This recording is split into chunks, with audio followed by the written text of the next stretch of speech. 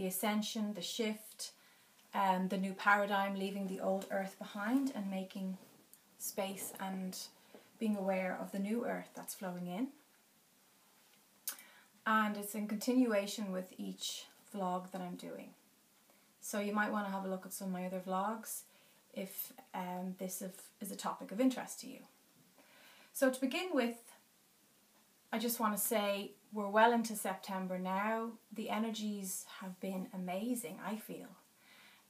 I've really felt the shift viscerally, and I'm talking to a lot of you who feel the same. A lot of people who come to my meditation classes are feeling it as well. The changes in sleep. Some people are not able to sleep.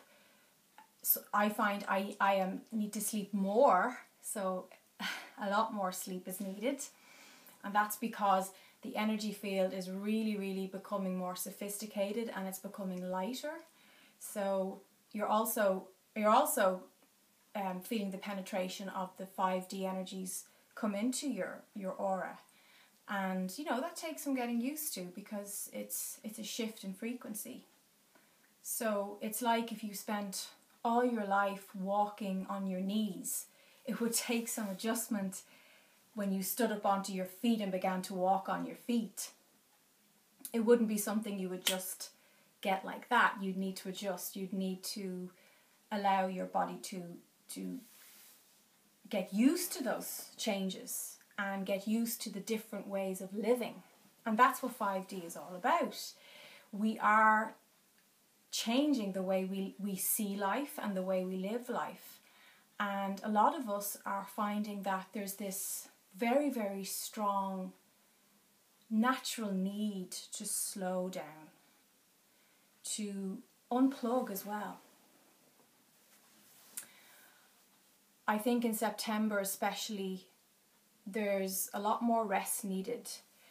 And part of that rest is unplugging from the digital world, from the media, from Facebook, from all that stuff.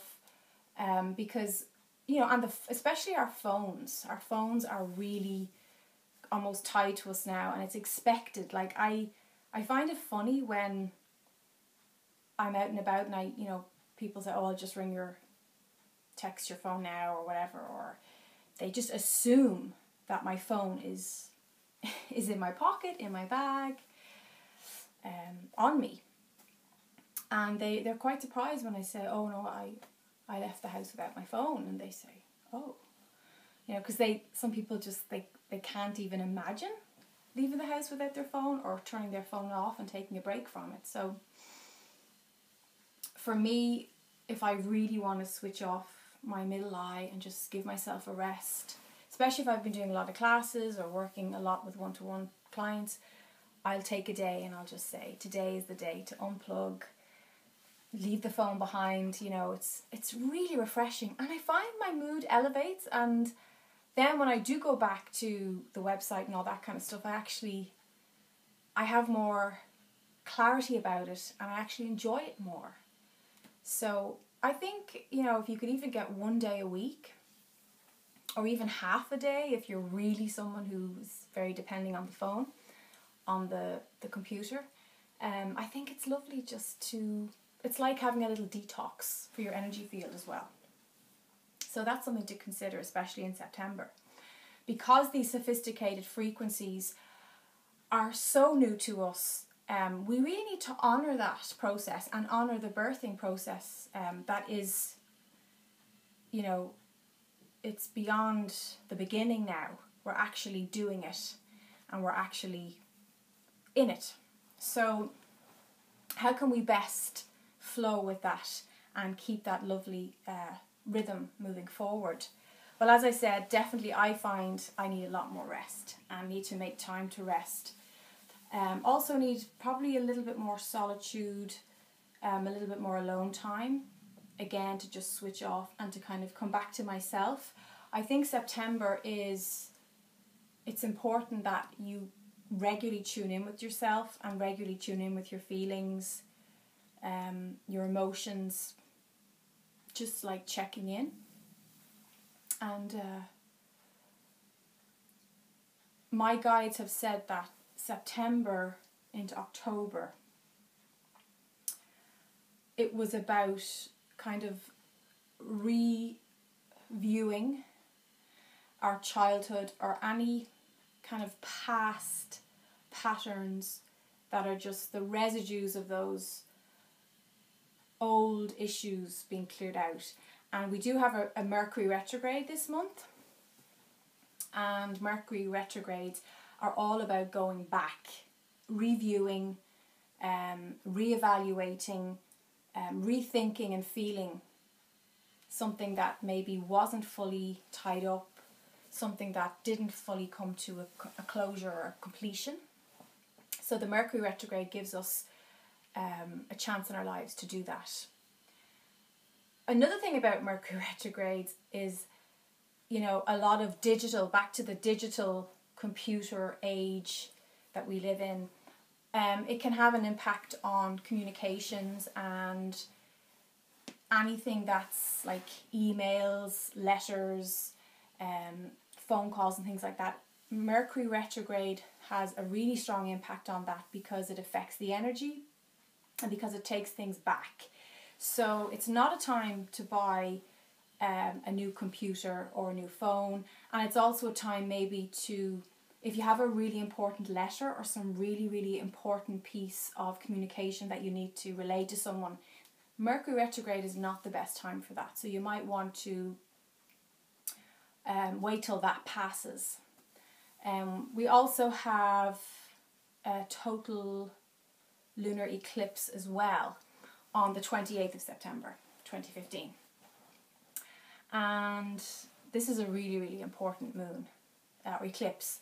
It's a very, very important lunar influence in our energy. I feel that October is going to get easier for us high sensitives, because in October we will have had the whole of September to kind of adjust to that new wavelength that we've kind of been finding our feet on. We'll have had that time to find our feet. So I think by October there'll be a sense of, oh yeah, okay, this is more familiar now. I have a clear idea of what's happening. So there won't be so much need to be as kind of that, you know, very, very gentle, very tender care that I've been advising people who come to see me to partake in for September. I think we'll be a little bit sturdier, like the newborn who for the first few days is a little bit vulnerable, and you have to be very gentle and, you know, really, really care for that little baby. That's the way we've kind of been with ourselves in September. And there's a need for that. October, again, we'll have a little more strength in our energy field, and we'll have integrated more in our energy field. So October, November, things will start to get even stronger. We'll feel stronger.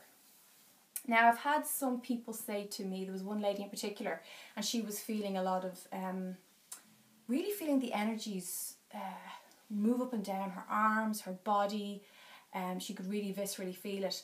When I meditate, I am definitely feeling it. I'm seeing things a lot clearer. I find that the actual physical world, the reality I'm seeing is sharper. It's like when I was looking at the trees the other day when I was out for my walk, the colours were like so succinct, and it just feels like, I feel like I am seeing the world with fresh eyes, and it is a different world that I'm seeing. It is this new fifth dimensional time-space reality, which I think is really beautiful. I also feel like a sense of freedom or liberation since September. There's a sense of breaking free from any ties that bind.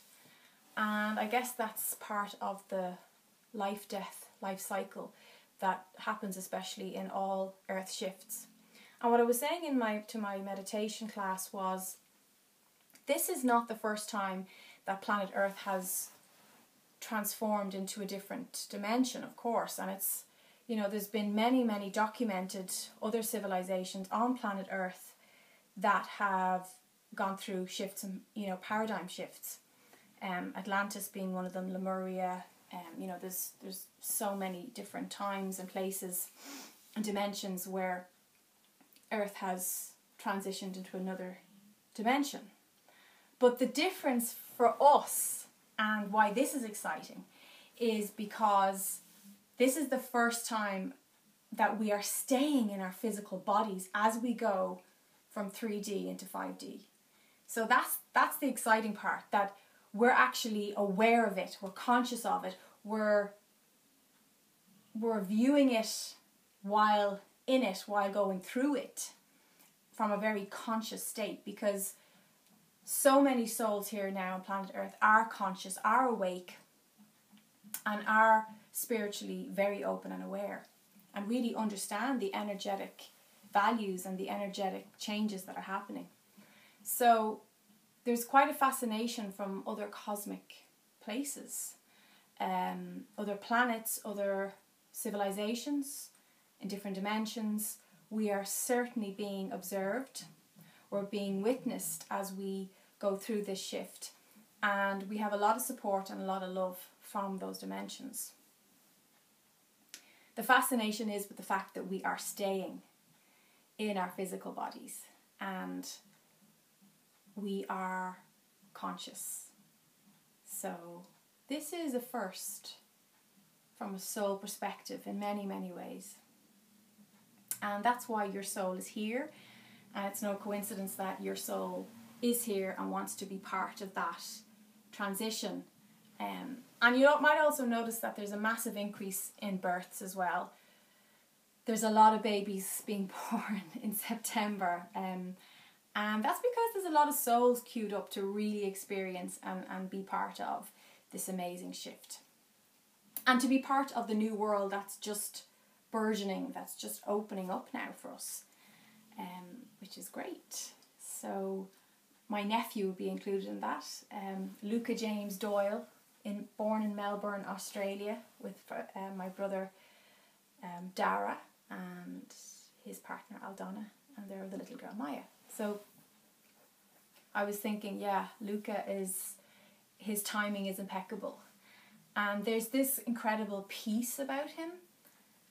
Like he's a little old soul coming through, and you know, I'm sturdier than you think.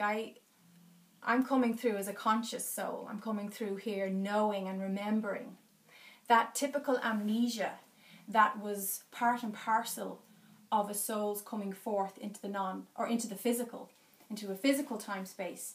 The amnesia was part of that, you know. Before the soul would be born, there would be a wiping of what is really known in the higher self, in the oversoul. And that wiping was necessary to give you a blank canvas for this earth lifetime that you're in. The souls coming forward now,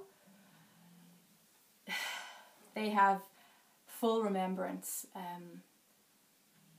They're not queuing up for that amnesia, that blank canvas thing that so many of us had. They're being born, remembering and knowing who they are, feeling strong in that, and there will be a strong sense of soul identity, that they will not be told what to do or how to be or disempowered in any way, which is fantastic. And this is what all our past lifetimes were leading up to. This is what our past lifetimes were, you know, all the negative experience of past lifetimes were actually clearing the path so that the souls coming through now would have a much easier time and would be able to enjoy the earth experience in a much more liberated, freeing way than before. And the fifth dimension is part of that. Is part of that liberation, that freedom. You know, that's why we're seeing as well an increase in stories such as hearing about, you know, transgender communities really coming out into their own and coming out into the light, stepping out of the shadow. That's part of 5D as well.